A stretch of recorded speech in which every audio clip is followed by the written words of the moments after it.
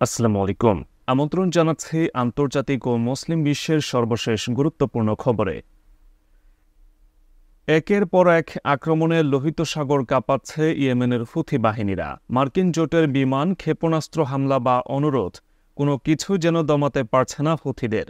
প্রতিনিয়ত সাগরে ইসরায়েল, মার্কিনী সহ শত্রু দেশগুলোর জাহাজে হামলা চালিয়ে তাদের অর্থনীতি যেমন থামিয়ে দিচ্ছে, তেমন ইসরায়েলের গুরুত্বপূর্ণ সেনাঘাঁটিতে হামলা চালিয়ে দুই একদিন পরপরই যেন সারপ্রাইজ দিচ্ছে। আর পেছন থেকে বড় ভাই ইরান দিয়ে যাচ্ছে সামরিক সহায়তা। এবার লোহিত সাগরে তরলীকৃত প্রাকৃতিক গ্যাস এলপিজি বহনকারী যুক্তরাষ্ট্রের একটি ট্যাঙ্কারে ক্ষেপণাস্ত্র হামলা দাবি করেছে ইয়েমেনের বিদ্রোহী গোষ্ঠী হুথিরা। একই সঙ্গে ইসরায়েলের ইলাত অঞ্চলকেও ক্ষেপণাস্ত্র দিয়ে লক্ষ্যবস্তু করা হয়েছে বলে জানিয়েছে গোষ্ঠীটি। মঙ্গলবার ইরান সমর্থিত ইয়েমেনের সশস্ত্র এই গোষ্ঠী মুখপাত্র ইয়াহিয়া সারি এসব তথ্য জানিয়েছেন। তিনি বলেছেন, নৌবাহিনীর কয়েকটি ক্ষেপণাস্ত্র ব্যবহার করে লোহিত সাগরে মাদো নামের একটি ট্যাঙ্কারে হামলা চালানো হয়েছে। একই দিনে ইসরায়েলের দক্ষিণের ইলাত অঞ্চলেও ক্রুজ ক্ষেপণাস্ত্র ছোড়া হয়েছে।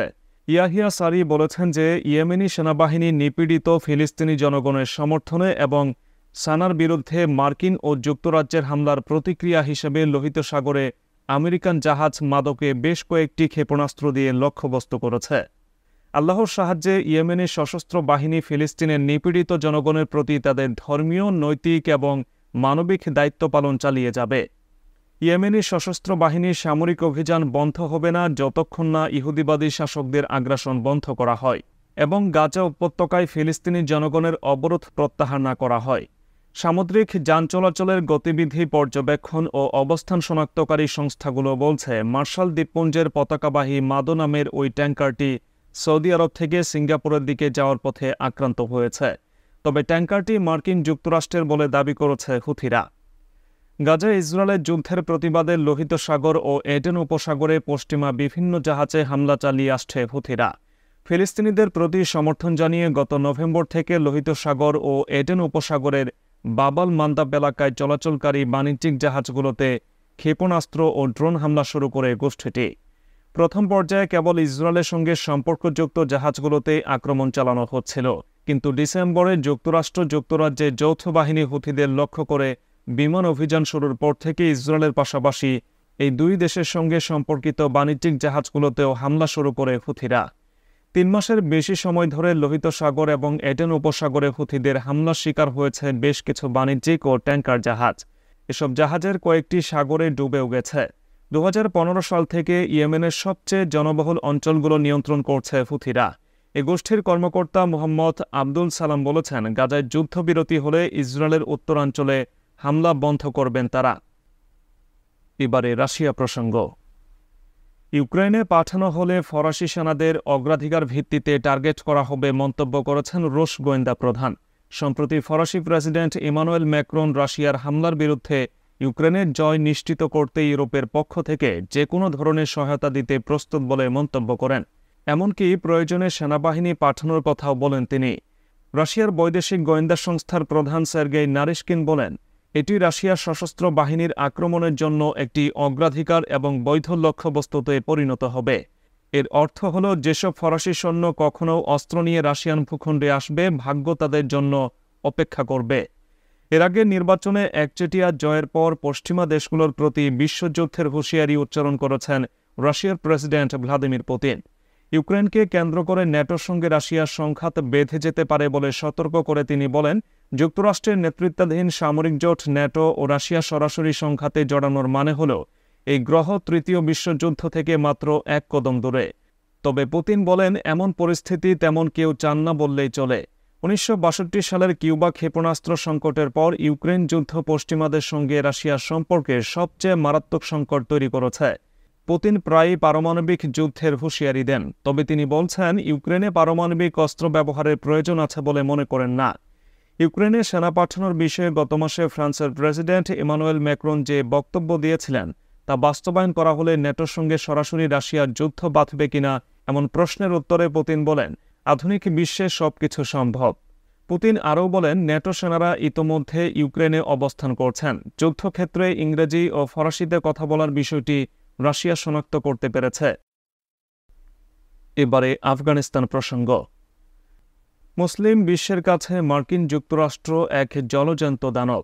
ইরাক কুয়েত যুদ্ধ থেকে শুরু রাশিয়ার রাজত্ব রুখতে তালেবান সৃষ্টি এবং সর্বশেষ তালেবানি সন্ত্রাস দমনের নামে আফগানিস্তানে হামলা চালানোর ঘটনা মুসলিম বিশ্ব ভুলে যায়নি। যদিও শেষ পর্যন্ত তালেবানদের হাতেই ক্ষমতা ছেড়ে আফগানিস্তান থেকে পালিয়েছে যুক্তরাষ্ট্র। লেজ গুটিয়ে পালালেও আফগানিস্তানে ইসলামী ইমারত সরকারকে স্বীকৃতি না দিয়ে উল্টো আফগানিস্তানের কোটি কোটি ডলারের রিজার্ভ আটকে দিয়ে তালেবান সরকারের অর্থনীতি ভেঙে ফেলার চক্রান্ত করে। কিন্তু এবার সেই তালেবানকেই অনুরোধের ভাষায় কথা বলছে যুক্তরাষ্ট্র। মার্কিন পররাষ্ট্র দপ্তর সোমবার কাবুলে তালেবান শাসকদের আফগান মাটি থেকে উদ্ভূত সন্ত্রাসী কর্মকাণ্ড রোধ করার আহ্বান জানিয়েছে। একই সঙ্গে আফগানিস্তান ও পাকিস্তান উভয়কেই নিরাপত্তা অভিযানের সময় বেসামরিক জীবন রক্ষায় অগ্রাধিকার দেওয়ার আহ্বান জানিয়েছে। পররাষ্ট্র মন্ত্রণালয়ের প্রিন্সিপাল ডেপুটি মুখপাত্র বেদান্ত প্যাটেলকে এক সংবাদ ব্রিফিংয়ে প্রশ্ন করা হলে তিনি বলেন, আমরা সাপোর্ট দেখেছি পাকিস্তানের খাইবার পাখতুনখোয়ায় হামলার জবাবে শনিবার ইসলামাবাদ পাকিস্তানের একটি সামরিক পোস্টে বিমান হামলা চালিয়েছে।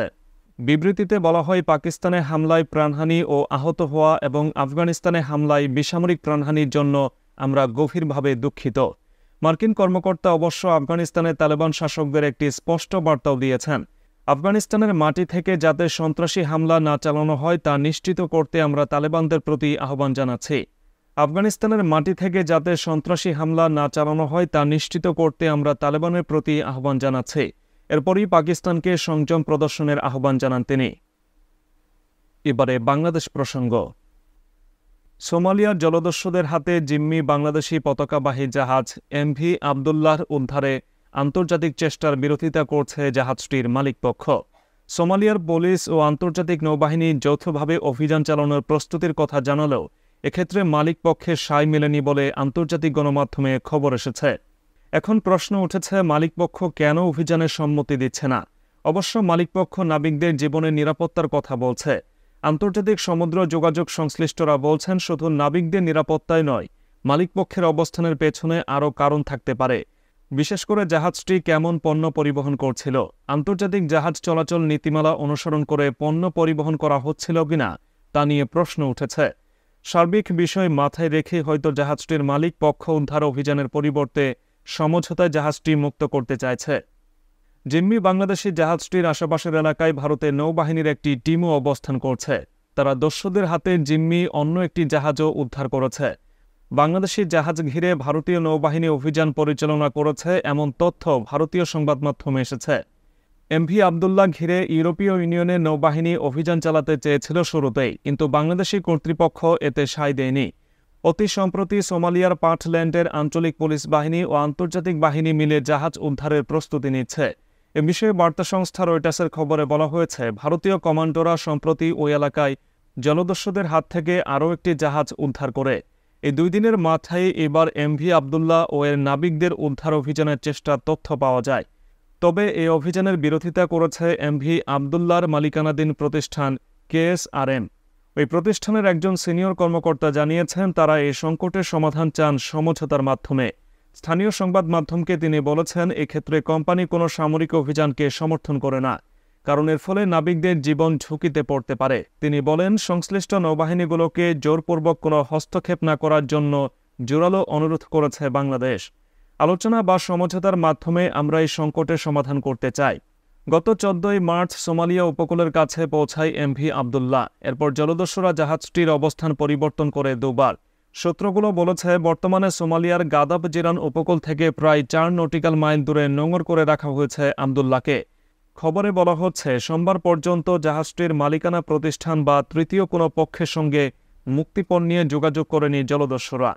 জাহাজ চলাচল ও নিরাপত্তা বিশেষজ্ঞরা বলছেন, এই সময়ক্ষেপণ অস্বাভাবিক কিছু নয়, কারণ মুক্তিপণের পরিমাণ ঠিক করতে এবং পরিস্থিতি মূল্যায়ন করতে সময় প্রয়োজন দস্যুদের। এজন্যই হয়তো যোগাযোগ করছে না।